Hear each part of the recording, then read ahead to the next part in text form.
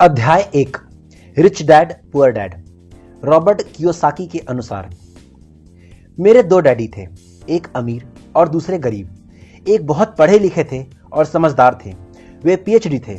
उन्होंने अपने 4 साल के अंडर ग्रेजुएट कार्य को 2 साल से भी कम समय में कर लिया था। इसके बाद वे आगे पढ़ने के लिए Stanford university, university of Chicago तथा नॉर्थ वेस्टर्न यूनिवर्सिटी गए और यह सब उन्होंने पूरी तरह से स्कॉलरशिप के सहारे ही किया। और मेरे दूसरे डैडी 8वीं से आगे नहीं पढ़े थे। दोनों ही अपने करियर में सफल थे। दोनों ने जिंदगी भर कड़ी मेहनत की थी। दोनों ने ही काफी पैसा कमाया था, परंतु उनमें से एक पूरी जिंदगी पैसे के लिए परेशान होता रहा। दूसरा हवाई के सबसे अमीर व्यक्तियों में से एक बन गया था। एक के मरने पर उसके परिवार, चर्च और जरूरतमंदों को करोड़ों डॉलर की दौलत मिली। दूसरा अपने पीछे कर्ज छोड़कर गया। मेरे दोनों डैडी इरादों के पक्के, चमत्कारी और प्रभावशाली थे। दोनों ने मुझे सलाह दी, परंतु उनकी सलाह एक सी नहीं थी। दोनों की शिक्षा पर बहुत जोर देते थे, परंतु उनके सुझाए गए पढ़ाई के विषय अलग अलग थे। अगर मेरे पास केवल एक ही डैडी होते तो मैं या उनकी सलाह मान लेता या फिर उसे ठुकरा देता। चूंकि सलाह देने वाले दो थे, इसलिए मेरे पास 2 विरोधाभासी विचार होते थे, एक अमीर आदमी का और दूसरा गरीब आदमी का। किसी भी एक विचार को सीधे सीधे मान लेने या न मानने के बजाय मैं उनकी सलाहों पर काफी सोचा करता था, उनकी तुलना करता था और फिर खुद के लिए फैसला किया करता था। समस्या यह थी कि अमीर डैडी अभी अमीर नहीं थे और गरीब डैडी अभी गरीब नहीं थे। दोनों ही अपने करियर शुरू कर रहे थे और दोनों ही दौलत तथा परिवार के लिए मेहनत कर रहे थे, परंतु पैसे के बारे में दोनों के विचार और नजरिए एकदम अलग थे। उदाहरण के तौर पर एक डैडी कहते थे पैसे का मोह ही सभी बुराइयों का जड़ है, जबकि दूसरे डैडी कहते थे पैसे की कमी ही सभी बुराइयों का जड़ है। जब मैं छोटा था तो मुझे दोनों डैडियों की अलग अलग सलाहों से दिक्कत होती थी। एक अच्छा बच्चा होने के नाते मैं दोनों की बातें सुनता था। परेशानी यह थी कि दोनों एक सी बातें नहीं कहते थे। उनके विचारों में जमीन आसमान का फर्क था, खासकर पैसे के मामले में। मैं काफी लंबे समय तक यह सोचा करता था कि उनमें से किसने क्या कहा, क्यों कहा, उसका परिणाम क्या होगा। मेरा बहुत सा समय सोच विचार में ही गुजर जाता था।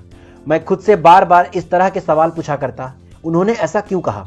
और फिर दूसरे डैडी की कई बातों में भी इसी तरह के सवाल पूछा करता।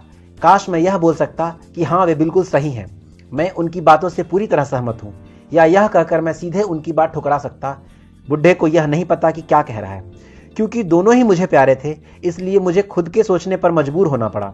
इस तरह सोचना मेरी आदत बन गई, जो आगे चल के मेरे लिए काफी फायदेमंद साबित हुई। अगर मैं एक तरह की सोच ही सोच पाता तो यह मेरे लिए इतना फायदेमंद नहीं होता। धन दौलत का विषय स्कूल में नहीं बल्कि घर में पढ़ाया जाता है।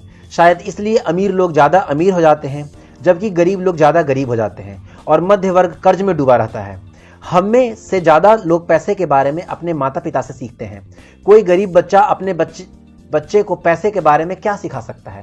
वह सिर्फ इतना कह सकता है, स्कूल जाओ और मेहनत से पढ़ो। हो सकता है बच्चा अच्छे नंबरों से पढ़ाई कर ले, फिर पैसे के मामले में उसकी मानसिकता और उसके सोचने का ढंग एक गरीब आदमी के जैसा ही बना रहेगा। यह सब उसने तब सीखा था जब वह छोटा बच्चा था। धन का विषय स्कूलों में नहीं पढ़ाया जाता। स्कूलों में शैक्षणिक और व्यावसायिक निपुणता पर जोर दिया जाता है, न कि धन संबंधी निपुणताओं पर। इससे यह साफ हो जाता है कि जिन स्मार्ट बैंकर्स, डॉक्टर्स और अकाउंटेंट्स के स्कूल के अच्छे नंबर आते हैं, वे जिंदगी भर पैसे के लिए संघर्ष क्यों करते हैं। हमारे देश पर जो भारी कर्जा लदा हुआ है, वह काफी हद तक उन उच्च शिक्षित राजनेताओं व सरकारी अधिकारियों के कारण है जो आर्थिक नीतियां बनाते हैं। और मजे की बात यह है कि धन के बारे में वो बहुत कम जानते हैं। मैं अक्सर नई सदी में आने वाली समस्याओं के बारे में सोचता हूं। तब क्या होगा जब हमारे पास ऐसे लोगों करोड़ों होंगे जिनकी आर्थिक और चिकित्सीय मदद की जरूरत होगी। धन संबंधी मदद के लिए या तो वे अपने परिवारों या फिर सरकार पर निर्भर होंगे। क्या होगा जब मेडिकेयर और सोशल सिक्योरिटी के पास का पैसा खत्म हो जाएगा? किस तरह कोई देश तरक्की कर पाएगा अगर पैसे की पढ़ाई की जिम्मेदारी माता पिता के ऊपर छोड़ दी जाएगी, जिनमें से ज्यादातर गरीब हैं या गरीब होंगे? चूंकि मेरे पास 2 प्रभावशाली डैडी थे, इसलिए मैंने दोनों से ही सीखा। दोनों की सलाह पर मुझे सोचना पड़ता था। इस तरह से सोचते सोचते मैंने यह भी जान लिया कि किसी व्यक्ति के विचार उसकी जिंदगी पर कितना जबरदस्त प्रभाव डाल सकते हैं। उदाहरण के तौर पर एक डैडी को कहने की आदत थी कि मैं इसे नहीं खरीद सकता, जबकि दूसरे डैडी इन शब्दों के इस्तेमाल से चिढ़ते थे। वो जोर देकर कहते थे कि मुझे इसके बजाय यह कहना चाहिए कि मैं इसे कैसे खरीद सकता हूं। पहला वाक्य नकारात्मक है, दूसरा प्रश्नवाचक है। एक में बात खत्म हो जाती है, दूसरे में आप सोचने के लिए मजबूर हो जाते हैं। मेरे जल्दी ही अमीर बनने वाले डैडी ने मुझे समझाया कि जब हम कहते हैं कि मैं इसे नहीं खरीद सकता तो हमारा दिमाग काम करना बंद कर देता है। इसके बजाय जब हम यह सवाल पूछते हैं कि मैं इसे कैसे खरीद सकता हूं तो हमारा दिमाग काम करने लगता है। उनका मतलब यह नहीं था कि आप जिस चीज पर दिल आ जाए उसे खरीद ही लें। वे लगभग दीवानगी की हर हद तक अपने दिमाग को कसरत करवाना चाहते थे, क्योंकि उनके ख्याल से दिमाग दुनिया का सबसे ताकतवर कंप्यूटर है। मेरा दिमाग हर रोज तेज होता है क्योंकि मैं इसकी कसरत करता रहता हूं। यह जितना तेज होता जाता है मैं इसकी मदद से उतना ही ज्यादा पैसा कमा सकता हूं। उनका मानना था कि मैं इसे नहीं खरीद सकता कहना दिमागी आलस की पहचान है। हालांकि दोनों ही डैडी अपने काम में कड़ी मेहनत करते थे, परंतु मैंने देखा कि पैसे के मामले में एक डैडी की आदत थी कि वे अपने दिमाग को सुला देते थे और दूसरे डैडी अपने दिमाग को लगातार कसरत करवाते रहते थे। इसका दीर्घकालीन परिणाम यह हुआ कि एक डैडी आर्थिक रूप से बहुत अमीर होते चले गए, जबकि दूसरे डैडी लगातार कमजोर होते चले गए। इससे यह इस तरह से समझें कि एक व्यक्ति हर रोज कसरत करने के लिए जिम जाता है, जबकि दूसरा व्यक्ति अपने सोफे पर बैठकर टीवी देखता रहता है। शरीर की सही कसरत से आप ज्यादा तंदुरुस्त हो जाते हैं और दिमाग की सही कसरत से आप ज्यादा अमीर हो सकते हैं। आलस्य स्वास्थ्य और धन दोनों का नुकसान करता है। मेरे दोनों डैडियों की विचारधारा में जमीन आसमान का अंतर था।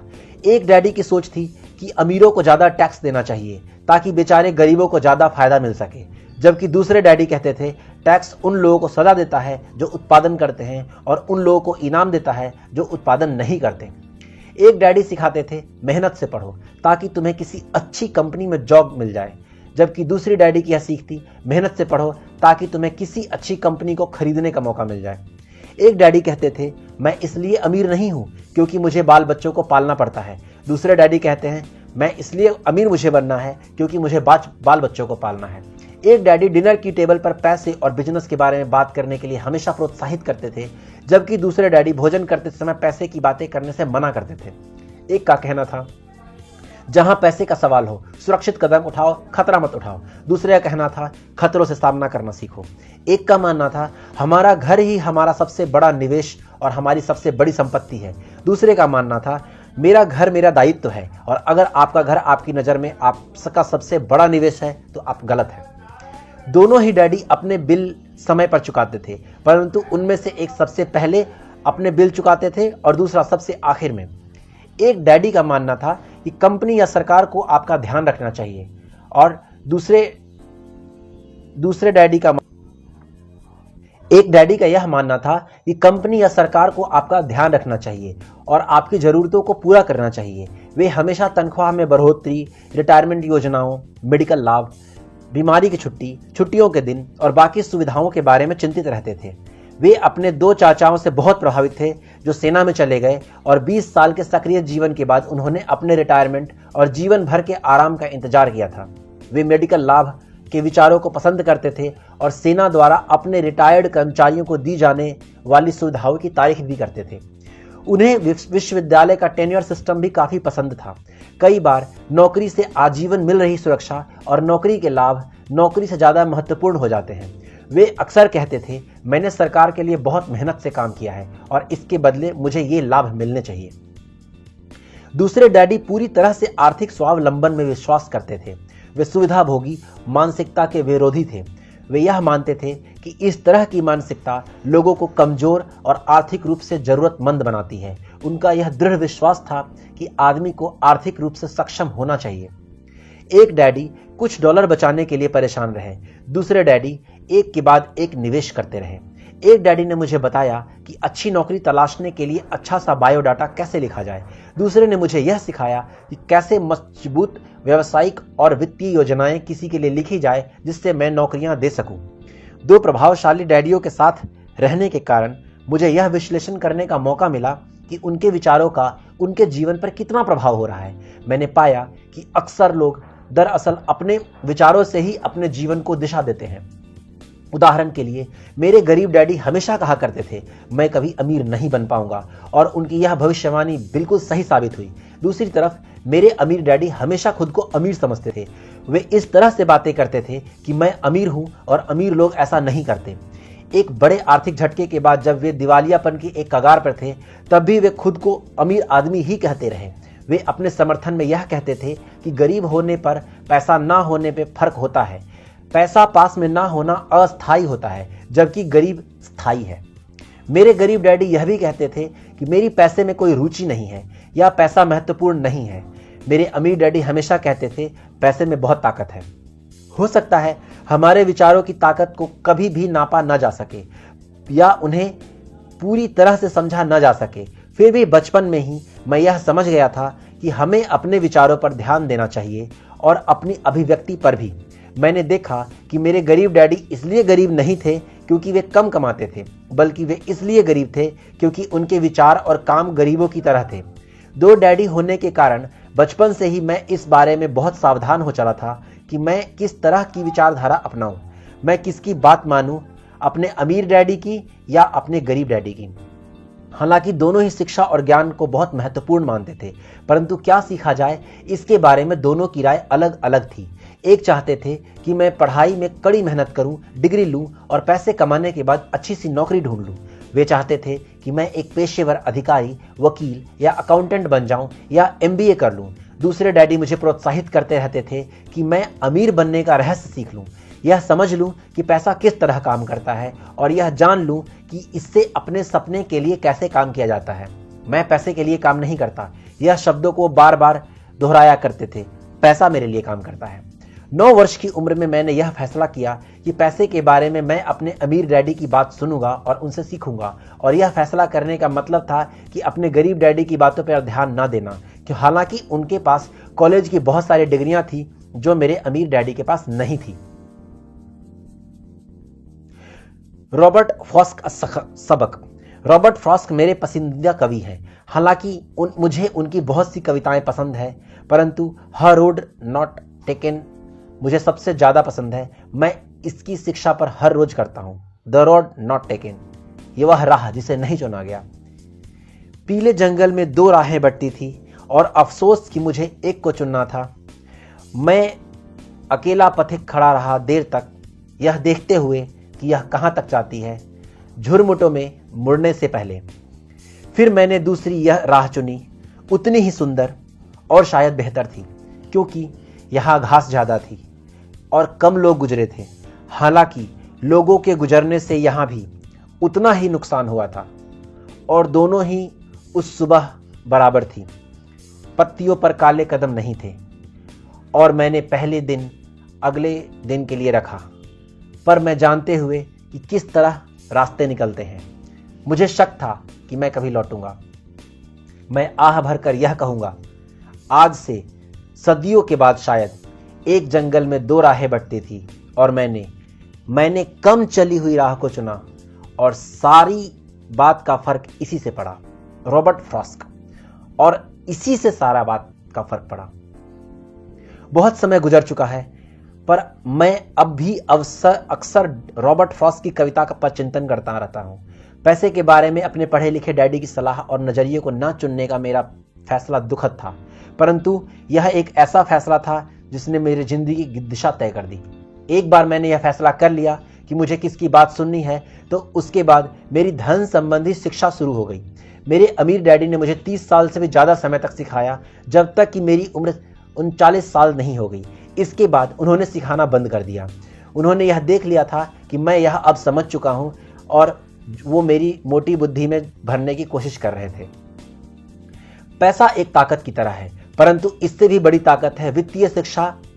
पैसा तो आता जाता रहता है, परंतु अगर आप जानते हैं कि पैसा किस तरह काम करता है तो आप ज्यादा ताकतवर हो जाते हैं और आप दौलत कमाना शुरू कर सकते हैं।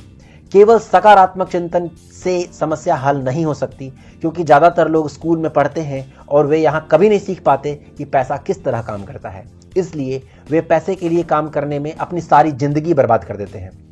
मेरी शिक्षा तब शुरू हुई थी जब मैं केवल 9 साल का था और इसी कारण मेरे अमीर डैडी ने मुझे जो पाठ पढ़ाए थे वे बहुत आसान थे और सारी बातों को छोड़कर विचार किया जाए तो उन्होंने मुझे 30 साल तक कुल 6 महत्वपूर्ण पाठ पढ़ाए। यह पुस्तक उन्हीं 6 महत्वपूर्ण पाठों के बारे में है और वे उतना ही आसान बनाने की कोशिश की गई है जितना कि मेरे अमीर डैडी ने उन्हें मेरे लिए आसान बनाया था। यह पाठ आपके लिए जवाब की तरह नहीं लिखे गए हैं बल्कि एक मार्गदर्शक की तरह लिखे गए हैं, ऐसे मार्गदर्शक जो ज्यादा अमीर बनने में आपकी और आपके बच्चों की मदद करेंगे, चाहे बदलती हुई इस अनिश्चित दुनिया में